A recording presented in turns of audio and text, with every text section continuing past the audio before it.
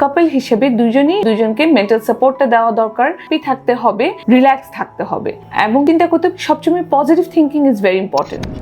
আসসালামু আলাইকুম, আমি ডক্টর সাজিয়া ফাতেমা জাফর। যারা দীর্ঘদিন ধরে কনসিভ করতে চেষ্টা করছেন, অনেক সময় দেখা যায় তাদের ফিজিক্যাল হেলথের পাশাপাশি মেন্টাল হেলথেও অনেকটাই ওনারা ডিপ্রেশনে থাকেন, অ্যাংজাইটি নিয়ে ভুগছেন। যার কারণে গিয়ে দেখা যায় তাদের হরমোনাল চেঞ্জেসও থাকে। যেমন কি আপনি যদি অনেক স্ট্রেসে থাকেন, আপনার কিন্তু প্রোল্যাক্টিনটা ইনক্রিজ হয়ে যায়। সেই ক্ষেত্রে আমরা বলি যদি আপনার কোনো মেন্টাল হেলথ ইস্যুস থাকে, আপনার কিন্তু কনসিভ করতে প্রবলেম হবে। তাই মেন্টাল হেলথটাও আপনার ফিজিক্যাল হেলথের পাশাপাশি অনেকটা ইম্পর্টেন্ট। আপনি যখন একটা প্রসিডিওরের মধ্যে দিয়ে যাচ্ছেন, এটা হোক না কেন ওভুলেশন ইন্ডাকশন ন্যাচারালি ট্রাই করছেন, আইওআই করছেন, আইভিএফ করছেন, সেক্ষেত্রে আপনার মেন্টাল পিসটা অনেক ইম্পর্টেন্ট।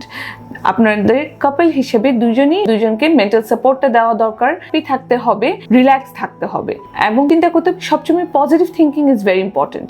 সব কিছুরই একটা আউটকাম থাকে, এটা ভালোও হতে পারে, খারাপও হতে পারে। যখন আমরা বলি আপনার 50% চান্স কনসিভ করার, so there is a chance যে আপনি অবশ্যই 100-র মধ্যে 50 জনের মধ্যে হতে পারেন যারা কনসিভ করেছে।